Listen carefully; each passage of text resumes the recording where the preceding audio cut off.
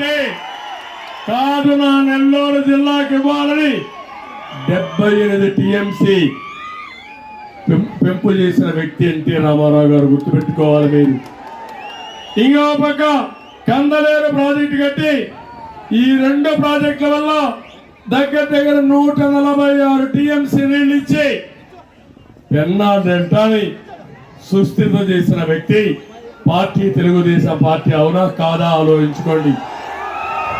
అదే సమయంలో తెలుగు గంగా నీళ్లు అండర్ గ్రౌండ్ లో పైపుల్లో చెన్నైకి తీసుకుపోవాలంటే కాదు, సోమస్యలకు రావాలి, కందలేరు నిండాలి, ఆ తర్వాత ఈ నీళ్లు ఇక్కడి నుంచి నేరుగా కాలువ ద్వారా చెన్నైకి తీసుకుపోవాలని ఆ రోజు ప్రవేశపెట్టిన వ్యక్తి ఎన్టీ రామారావు గారు. దానివల్ల ఈరోజు నెల్లూరు జిల్లా బ్రహ్మాండంగా పంటలు పండుతున్నాయంటే అది